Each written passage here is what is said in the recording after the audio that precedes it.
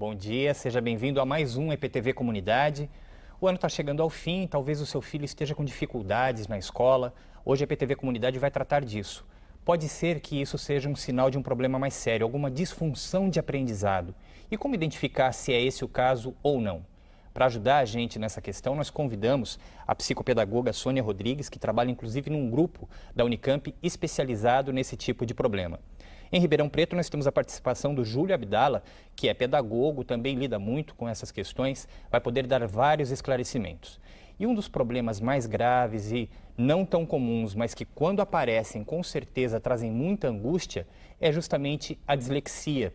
E nós fomos ouvir algumas pessoas que lidam com esse problema e enfrentam esse desafio no dia a dia. Você vai conhecer agora a história do Osmar e do filho dele, o Tiago. Foi a partir de uma entrevista que minha mãe estava na TV e viu uma neuropsicopedagoga dando uma entrevista e onde ela descreveu um caso da dislexia e parecia que ela estava contando a história do meu filho. A descoberta de 3 anos atrás é um drama que ainda envolve toda a família. Na época, Tiago já estava na 4ª série do ensino fundamental, mas não conseguia ler e escrever, nem lidar com os números. Contas de mais, de menos, de dividir, de multiplicar, de... Você não conseguia chegar a um resultado? Nunca. Eu trocava muitas letras, invertia muitas palavras. E às vezes quando eu ia autoescrever, eu escrevia às vezes a palavra de trás para frente, em algumas provas. E você nem percebia isso? Não, eu achava que eu era normal. E o problema ia muito além do aprendizado. Até meus amigos mesmo humilhavam na minha cara, falavam que eu era burro. E tudo, assim, as professoras, tudo que, se você não era inteligente, você era excluído. Criou uma certa euforia em eu querer saber se isso tinha cura ou não, em saber se ele poderia ser alfabetizado ou não. Então, foi um pouco chocante. Os professores na época estavam despreparados para o caso do Tiago. Totalmente. Houve um despreparo, uma desqualificação. Parecia que eles não queriam nos... Assim, não enxergavam esse problema, como se a dislexia não existisse. E isso é um pouco dolorido. Na pasta estão todos os exames feitos por Tiago. Vários profissionais acompanharam o caso. Ele fez sessões de fonoaudiologia. Até hoje faz terapia com uma psicóloga e vai com frequência ao neurologista. Para mim foi até um alívio, porque eu descobri que as coisas que eu tinha não era normal e com isso, com pouco de tempo, eu ia consertando. E graças a eles, hoje eu tô a pessoa que eu tô. Tô sabendo ler, interpretar, tô sabendo fazer as contas, já tô conseguindo, já tô bem melhor. Tá mais contente também, né? Sim. Agora eu tenho muito mais amigos, eles nunca zoaram comigo como antes. A dislexia, ela não é algo assim que você tenha que temer, não é uma doença. A criança ela é perfeita. E a gente simplesmente procurou ajuda daquelas pessoas que eram qualificadas a ajudarem ao Tiago, nesse caso, né? E depois veio esse lado, né, da procura de uma outra escola que fosse mais capacitada a dar esse apoio para ele emocionalmente, para ele, não só para ele, mas como para nós também. E aí tudo começou a mudar, tudo melhorou, a gente hoje enxerga isso como até com outros olhos aí, e na esperança de poder ajudar outros pais que também tenham passado pelo que a gente passou, né? Esperança, acho que é a grande palavra que a gente tira aí dessa reportagem. Uma outra palavra importante que a gente tira é alerta para professores, para pais, para todo mundo que talvez tenha esse problema em casa ou na escola e muitas vezes não perceba com tanta clareza.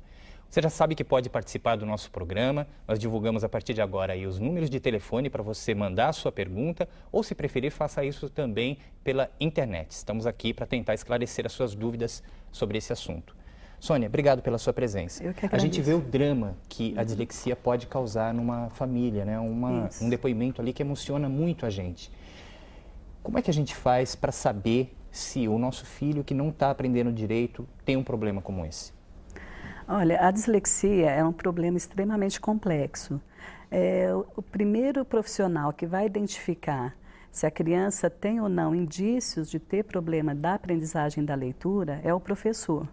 Ele tem que estar preparado, né? Como a gente viu ali na reportagem, que infelizmente não foi o caso, parece. Exatamente, ele tem que estar preparado para poder saber identificar os sinais da dislexia e para promover também a intervenção. Promover a intervenção, encaminhar para os profissionais adequados para avaliação. Eu vou pedir já a participação do Júlio, pedagogo, que está com a gente no nosso estúdio em Ribeirão Preto. Júlio, você viu que história é essa, né? É uma coisa realmente que emociona muito a gente. Vou até passar para você uma pergunta aqui que já chega para a gente. Obrigado, Fabiane de Campinas, por participar do programa.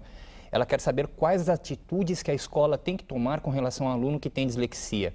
Qual a forma de inclusão que a escola pode oferecer para que a criança lide melhor com esse problema? E o que fazer também quando, além do problema, o aluno não gosta de estudar? Obrigado pela sua participação aqui hoje.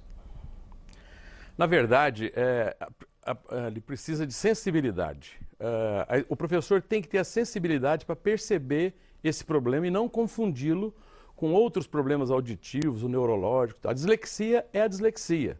Nós temos na história aí grandes pessoas que foram dislexas. Walt Disney, Thomas Edison, Einstein, Leonardo da Vinci. Então, a sensibilidade para perceber o problema, para começar um tratamento em sala de aula, junto com os colegas, de incluir essa criança.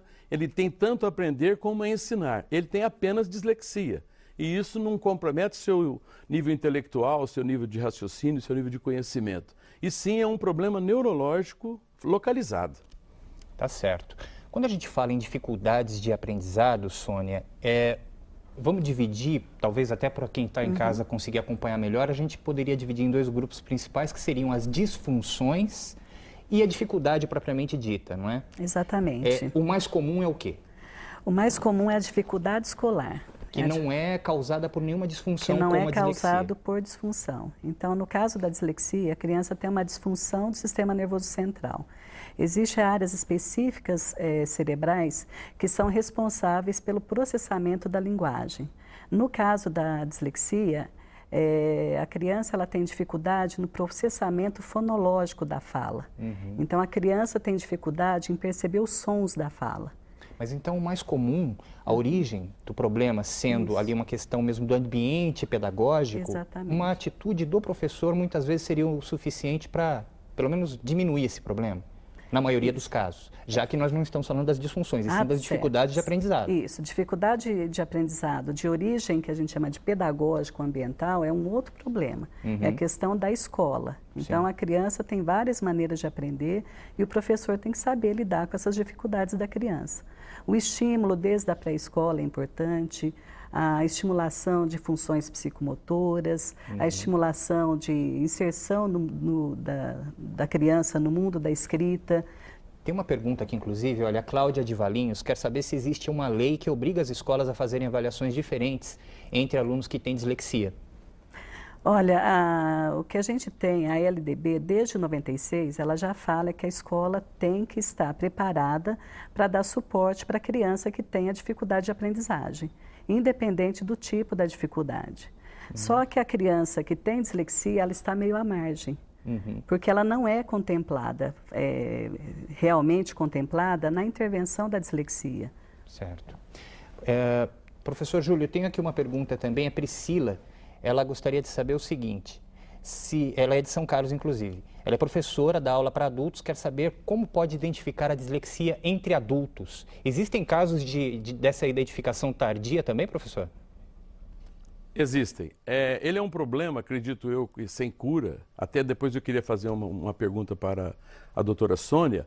Ele pode ser perceptível a qualquer momento. Quanto antes for percebido, melhor para a resolução do problema. As crianças, na alfabetização é que ele é detectado. A dificuldade aparece logo na fase inicial da escola. E aí sim seria bem mais fácil levar a solução ou propor uma solução. As escolas brasileiras não estão preparadas para a dislexia.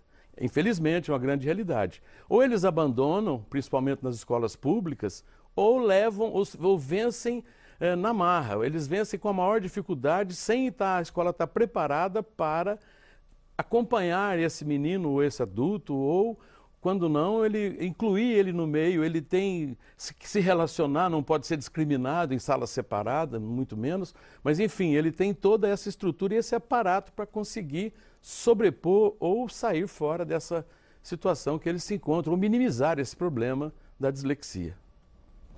É assim mesmo que a senhora entende? É assim mesmo. A dislexia ela tem um forte componente hereditário. Então, não é incomum, na nossa prática clínica, fazer o diagnóstico de pais de crianças que eram disléxicos e que nunca foram identificados, nunca foram diagnosticados. Então, a dislexia ela é prevalente. A criança ela começa com dificuldade na leitura e isso é persistente. É persistente e a criança vai ter o quê? Ela vai ter um desempenho que é inferior ao potencial cognitivo que ela tem. Ela tem potencial para aprender, mas ela não consegue acompanhar as demais crianças da classe, não consegue aprender a ler com fluência, com velocidade. Tá certo, nós vamos lembrando que você pode participar do programa, vai mandando para a gente aí a sua pergunta por telefone ou então pela internet para você poder deixar esse programa mais com a sua cara para a gente responder as necessidades que você tem a respeito desse assunto. Mas agora a gente dá uma rápida paradinha para falar um pouco sobre o Caminhos da Roça, que é logo depois aqui do nosso programa IPTV Comunidade. Vamos então falar com a Cíntia Mitsumori, que está em Ribeirão Preto. Cíntia, bom dia.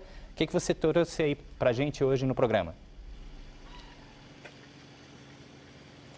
Olá, Marcos, bom dia. Muito bom dia para o pessoal de casa. Marcos, o Caminhos da Roça de hoje traz uma novidade no turismo rural. Você já ouviu falar em Colhe e Pague? É uma nova atração do campo. O visitante pode colher as frutas, verduras e legumes que vai comer. O pessoal aprecia aromas e sabores bem diferentes dos produtos industrializados. E a gente sempre ouve falar da influência da lua, não é? Em uma reportagem especial sobre a agricultura biodinâmica, a nossa equipe vai mostrar a influência dos astros no cultivo dos alimentos. O equilíbrio entre a terra, o céu e o homem gera alimentos mais resistentes e com mais energia. O nosso amigo Mazinho Quevedo chega com a violeira Suelen Santos e um grupo que faz sucesso em novelas. Tchê Garotos. O Fernando Kassab aproveita os ingredientes que todo mundo tem em casa para fazer uma cocada de forno. Tudo isso no Caminhos da Roça, logo mais depois do IPTV Comunidade. Marcos. Obrigado, Cíntia. Bom programa para você daqui a pouquinho, então. E agora a gente faz um rápido intervalo, daqui a pouquinho a gente volta.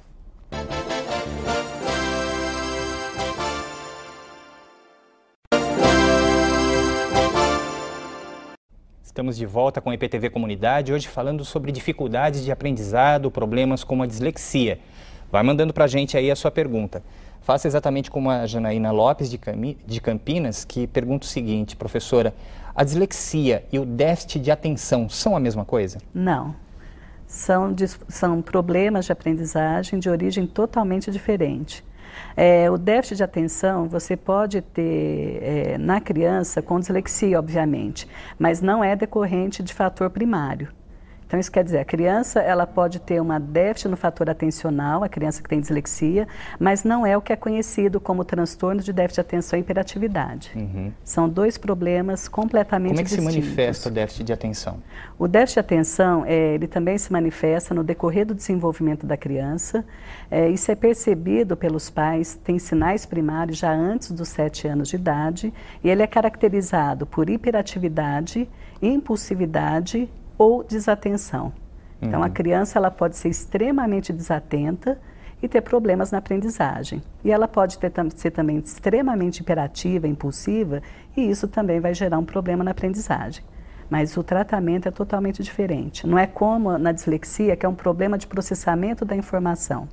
No caso do TDAH, a criança ela tem um problema que é de origem neuroquímica, né? De origem que é de informação dos neurotransmissores. Tá certo. Vamos fazer mais uma pergunta para o Júlia Abdala, que está no nosso estúdio em Ribeirão Preto. Júlia, Carolina de São Carlos diz que tem um filho com déficit de atenção. A gente estava acabando de conversar sobre isso. Quer saber se esse déficit pode ter alguma relação com a dislexia.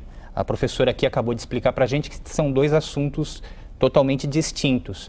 Mas pode ser que um acabe se juntando ao outro, seja mais de uma a origem do problema do aprendizado, vários fatores ali combinados? Eles se juntam quanto ao grau de dificuldade de aprendizagem. Não tenha dúvida que resultam na mesma dificuldade de aprendizagem. Mas a dislexia tem uma origem totalmente diferente, como a própria professora colocou.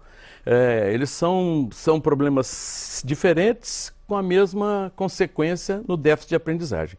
Eu gostaria de fazer uma pergunta para a professora, que eu tenho dúvida. Se ele tem um déficit neurológico, principalmente na junção de letras, de fonemas e tal, por que ele reflete no fato de pular corda, no fato de amarrar um sapato, que são coisas que não teriam a ver com essa junção de letras, com essa concepção da palavra, e sim de atos mecânicos, de atos físicos? Certo. O que ocorre é que na dislexia você tem um problema de processamento que é de origem essencialmente fonológica, que é na capacidade de fazer o processamento dos sons da fala. Só que junto com esse problema você tem várias crianças que têm outros fatores comprometidos também. Por exemplo, no processamento visual, na coordenação motora, problemas de ordem de processamento auditivo. Então, são outros problemas. Memória de trabalho também costuma estar muito comprometido. Né? Funções executivas, então a capacidade da criança se organizar, a capacidade da criança sequenciar informações. Então, a gente tem que pensar no desenvolvimento cerebral como algo extremamente complexo. Então, você tem sempre uma área que está comprometida e ela acaba afetando outras áreas também. Quer dizer, raramente a coisa vem ali isolada, sozinha, para você tratar como se fosse colocar um pinguinho. Não, você tem outras informações. Não é tão Luria já assim. dizia, né, que o cérebro ele atua como se fosse em concerto. Então, imaginasse uma orquestra que está tocando uma música. Se um instrumento desafinar, ele vai comprometer o todo. É verdade. Então, por isso a necessidade de uma avaliação interdisciplinar, de uma avaliação neuropsicológica, né, de outros profissionais da fonoaudiologia, para identificar quais são as funções que estão comprometidas e sugerir a intervenção adequada. É isso aí. O G1, nosso portal de notícias na internet, também preparou algum material a respeito desse assunto para que você, logo depois do programa, possa até consultar, entrar ali, verificar algumas outras informações. Vamos até a redação do G1, então, onde está a Isabela Leite. Isabela, obrigado pela sua presença aqui no programa. O que é que vocês prepararam? Quais as informações que vocês conseguiram sobre esse assunto? Bom dia, Marcos. Bom dia a todos. Bom, a nossa equipe de Ribeirão Preto e Franca preparou uma reportagem especial falando de uma pesquisa feita pela USP em parceria com a Unicamp, o Instituto de Neurologia também dos Estados Unidos e de Neurociência de Ribeirão Preto, que fala sobre um dado muito alarmante, que 625 mil crianças entre 5 e 12 anos aqui no Brasil que têm déficit de atenção não são diagnosticadas. E como a gente viu já no programa, isso pode causar problemas muito sérios, prejuízos para essas crianças que podem ter dificuldades nas relações sociais, até mesmo para desenvolver atividades simples do dia a dia.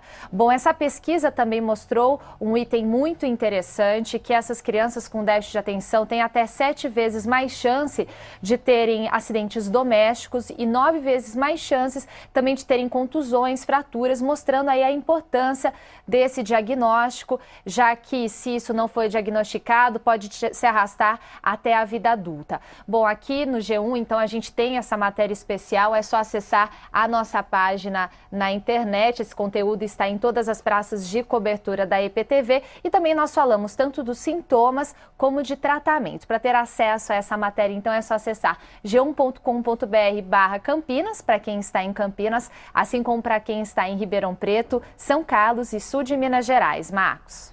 Obrigado, Isabela. Com certeza vai ajudar muitas pessoas aí. E até, indo ao encontro do que você falou, tem uma pergunta da Marta de Campinas. A Isabela estava acabando de comentar ali, né, que às vezes isso pode ser diagnosticado muito tarde.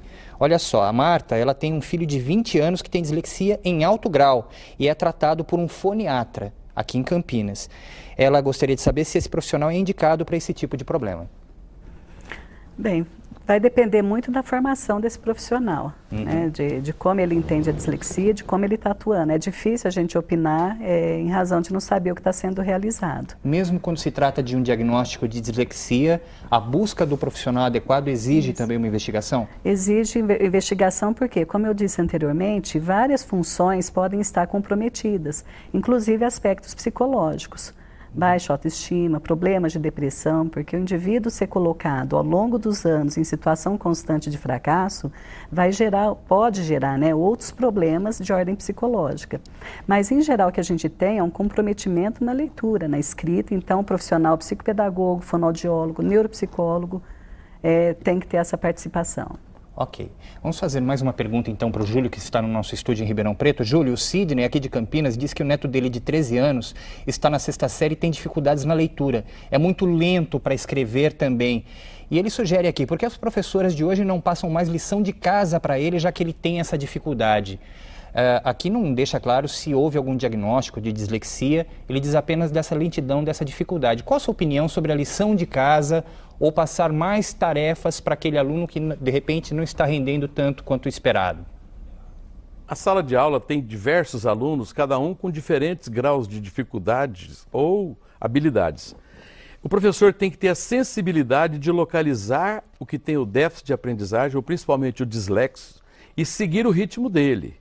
Ele tem que estar de olho se ele está acompanhando, se ele está anotando, se ele está seguindo a aula, para que ele não se desgarre da turma e se torne um aluno desmotivado devido ao seu problema. Então é muito importante que o professor olhe para ele, que o professor dê uma atenção especial para ele, não deixando que ele fique no fundo da sala, próximo à porta, próximo à janela, porque a dificuldade faz com que ele perca esse interesse. Então ele tem que ter um carinho especial com ele e para ele agregar ele à turma e propor leituras adequadas ao seu nível de compreensão. Não propor textos longos, leituras com grande grau de dificuldade, porque isso vai desestimular o aluno, já que ele não está conseguindo sobrepor, vencer as etapas que ele poderia estar vencendo naturalmente no crescimento dele rumo a um melhor aprendizado. Sem dúvida que um grande desafio do professor é mesmo buscar o aluno. E cada aluno, a gente sabe, tem as suas particularidades, nenhuma criança é igual a outra. Vamos fazer mais um intervalo, a gente já volta.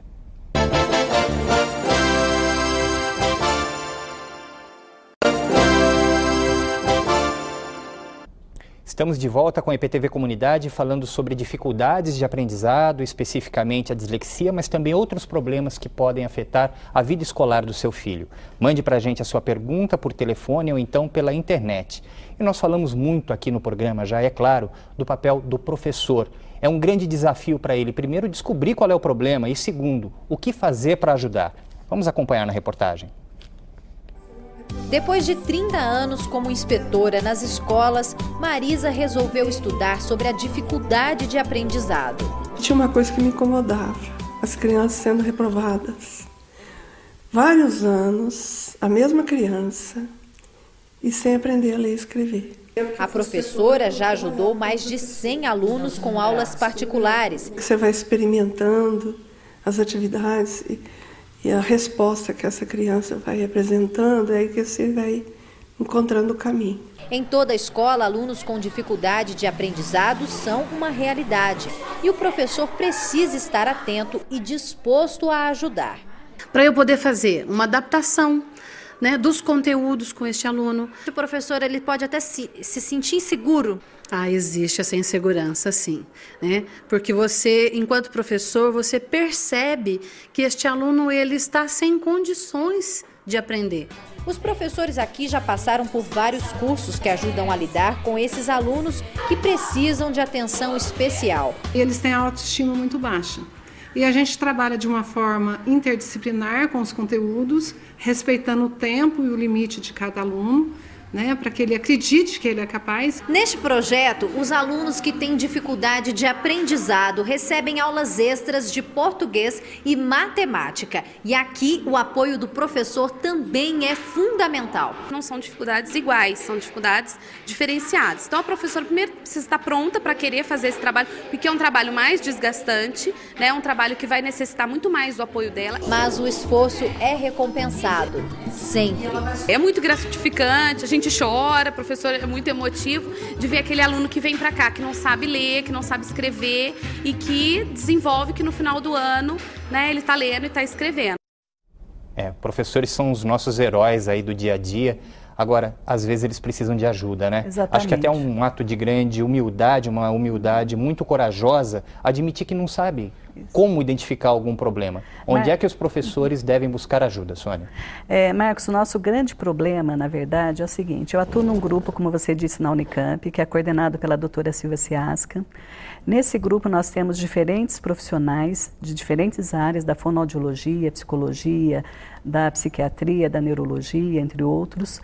Esse grupo faz um trabalho extenso de diagnóstico da criança com diferentes problemas de aprendizagem. E o grande problema que nós temos é que quando nós encaminhamos a criança para a escola para poder sugerir a intervenção, a grande maioria não sabe muito bem o que fazer com aquela criança. Então, isso a gente tem a base da formação, a formação continuada do professor que é necessária. Uhum.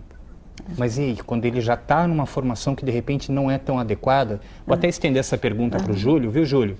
Quando o professor já se encontra numa situação em que a própria formação que ele recebeu não foi aquela que permitisse que ele agisse de uma forma mais contundente nesse tipo de problema, onde é que ele busca ajuda? A quem ele deve recorrer? O nosso país é um país continental, de grande população, e existem casos, milhares de casos por aí que não é nem percebido isso aí. Eu acho que o professor tem que primeiro procurar leitura. Nós não temos uma estrutura educacional que permita preparar os professores para as diversas dificuldades de aprendizagem. Mas o professor por si só, esses verdadeiros heróis, principalmente mulheres que estão com a criança que está sendo alfabetizada, essa sim que vai deparar com o problema. Eu acho que ela tem que primeiro comunicar à direção da escola, tentar comunicar com a família para localizar o problema. O segundo passo, eu acho que ela deveria ler quais são os passos a passos que ela deve fazer para não aumentar o problema, ou para minimizar esse problema com essa criança, com esse jovem que é o aprendiz dela ali. Então eu acho que é aí que está o grande problema nosso. Nós não estamos preparados para um problema dessa ordem, que é um problema que aflige uma grande parte uma significativa parte da nossa população, e nós deveríamos ter uma cartilha, alguma coisa que instruísse esse professor, principalmente de cidades, de escolas públicas, onde não há uma tecnologia própria, onde não há uma metodologia adequada e principalmente a formação do professor. Mas eu acredito que o nosso professor, que é um lutador, que agarrou essa causa, ele tem condição de, na internet hoje, buscar o passo a passo para ajudar esse jovenzinho que está à sua frente, que está tentando se estabelecer e se realizar no meio da sua turma e na sua atividade educacional. Ok, nós temos uma outra pergunta aqui, a Regina de Ituverava, ela tem um filho de 14 anos que tem dislexia e faz tratamento há 8 dias. Ela gostaria de saber se o remédio Ritalina ajuda no tratamento e quanto tempo ele deve ser usado. Como eu falei anteriormente, a dislexia não tem nada a ver com déficit de atenção. Com déficit de atenção, com transtorno de déficit de atenção. Que é onde a Ritalina é usada. Isso, que é o metilfenidato. Ele é prescrito normalmente por indicação médica, se indicado pelo médico, para crianças que têm transtorno de déficit de atenção e hiperatividade. A dislexia segue um outro padrão. Então, se ela tem um problema de processamento, o professor vai ter que elaborar estratégias para essa criança, para ela poder superar o problema. Tá certo. Vamos fazer mais um intervalo e daqui a pouquinho a gente volta.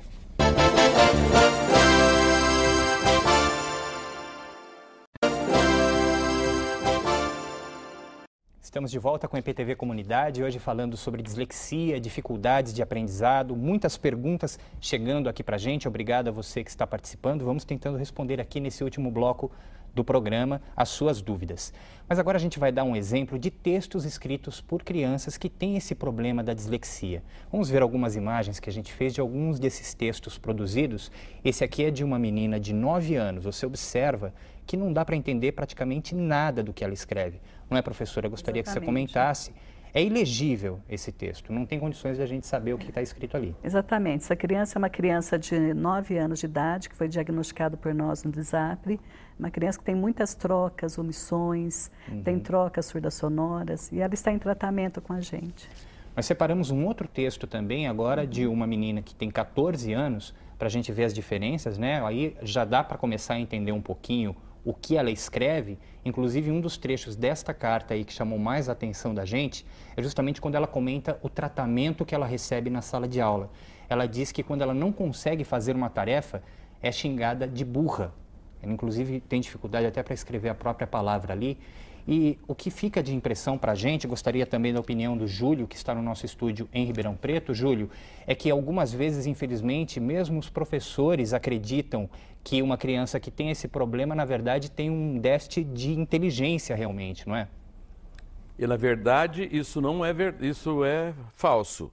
Eles têm um nível de intelectual normal. E é aí que está um grande problema. A criança se sente injustiçada, porque na sua concepção ela tem uma normalidade.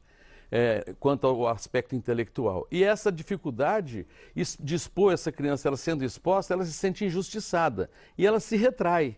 E aí está um grande problema que nós não podemos deixar acontecer. Essa criança tem que ser estabelecido um passo a passo para ela se desenvolver. O professor, desconhecendo o problema, coloca ela em situação de risco para ler um texto em voz alta, ela não vai conseguir. Ela tem que ter um tratamento especial de inclusão e, ao mesmo tempo, que ela possa progredir dentro disso. Isso aí é um problema, ela tem dislexia, ponto. Agora nós temos que adequar ela a essa realidade, ter carinho com ela para ela poder, ela tem o que ensinar à turma e tem o que aprender da turma. E essa união da sala, professor com ele, sem dúvida colocá-lo em situação melhor e sem constranger e sem humilhação.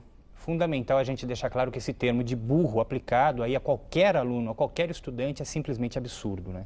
Agora, uma outra coisa que a gente tem aqui, uma pergunta do Sérgio, é onde fazer o diagnóstico da dislexia, professora? Bom, o diagnóstico ele é extremamente complexo, principalmente quando se trata de dislexia, porque a gente precisa eliminar todos os outros fatores que podem estar relacionados. Recentemente nós fizemos um levantamento em 2010, onde nós tínhamos 190 crianças, apenas 2% tinham dislexia.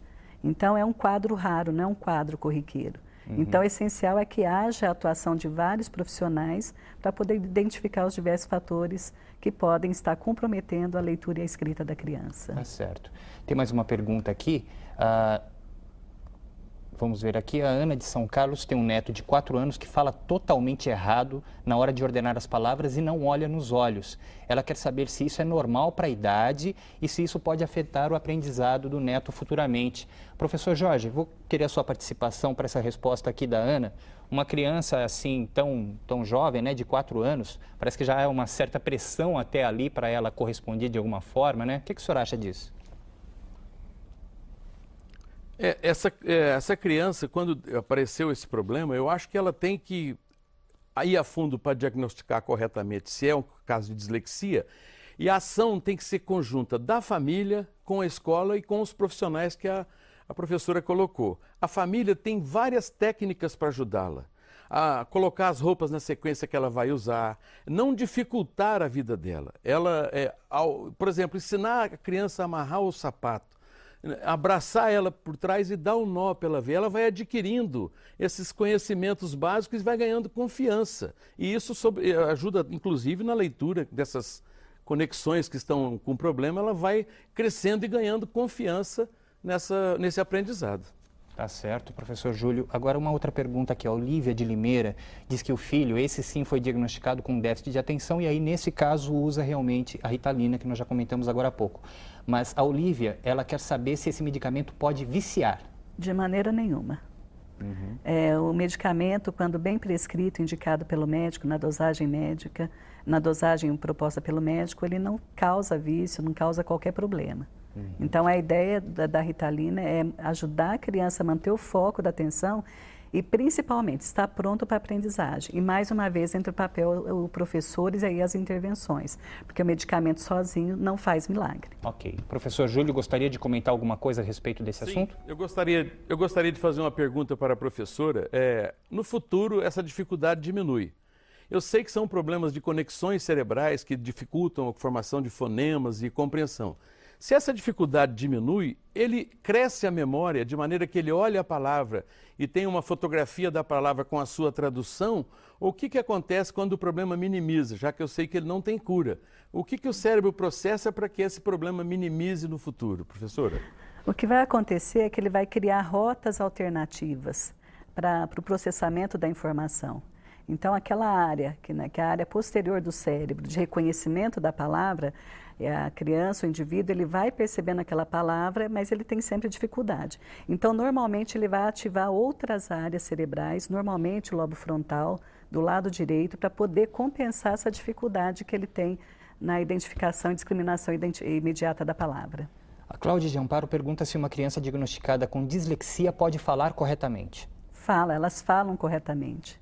Né? Às vezes você tem algumas crianças com dislexia, tem problema de linguagem, de processamento de linguagem. Pode ter, por exemplo, dificuldade no acesso ao léxico, ter mais dificuldade para processar a informação linguística, mas em geral elas não têm problema de fala. O André faz uma pergunta mais ou menos parecida. O filho tem 7 anos e tem dificuldade na fala. Queria saber se isso interfere na escola e quer saber se isso está relacionado à dislexia. Você acabou de explicar que a fala é uma coisa e a dislexia é mais a dificuldade para a leitura, não é? Para a leitura. Vou pedir mais uma vez a participação do professor Júlio, que está no nosso estúdio em Ribeirão Preto. Professor, que palavra o senhor deixaria para os educadores com relação às dificuldades que eles talvez encontrem com alguns alunos nas salas de aula? Qual a primeira atitude que ele deve tomar para tentar resolver e ajudar esse aluno? Carinho. Carinho com a criança, inclusão dela na turma, respeitar o seu ritmo, propor etapas para ela ir alcançando gradativamente, para que ela se sinta segurança, para que ela se sinta segura no seu crescimento. Eu acho que isso é fundamental, é identificar e não deixar que a turma exclua esse aluno ou que chame ele de burro, jamais. Agatha Christie, uma escritora dislexa e é uma escritora.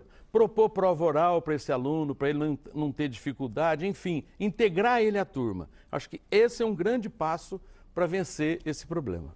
Tá certo, olha só, a Tássia de Campinas tem 24 anos, sempre confunde as letras na hora de escrever. Às vezes em um texto escreve a mesma palavra de forma diferente e não consegue gravar a forma correta. Isso é dislexia? É claro que a gente não vai dar um diagnóstico, mas pode ser, merece uma investigação? Pode ser, merece investigação. É um sintoma muito comum esse de você trocar letras? É um dos de repente primeiros não sintomas. É o aprendizado ali que foi o problema? Um dos sintomas, o sintoma principal, na verdade, é a confusão no processamento do som, na transcrição de fonema em grafema.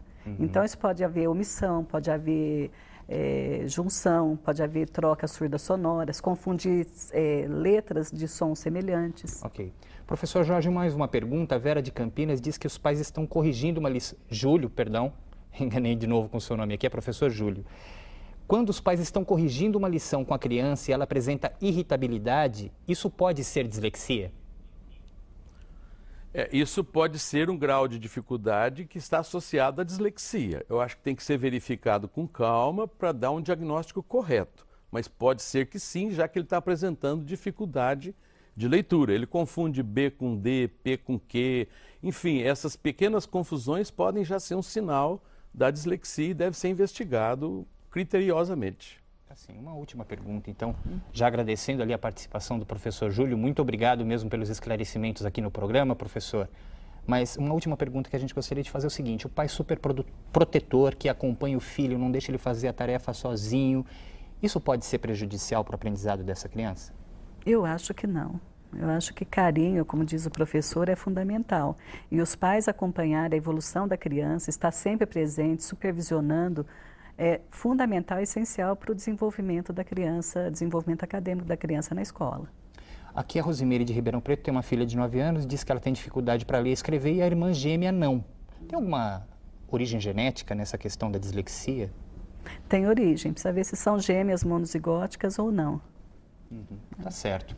Agradeço muito sua presença aqui, pela quantidade de perguntas. A gente vê que foi mesmo um assunto que deve angustiar muita gente. Muito. Obrigado pela sua presença aqui no programa hoje. Eu que agradeço. Obrigado também a você que nos acompanhou até agora. Você fica, então, a partir de agora com o programa Caminhos da Roça.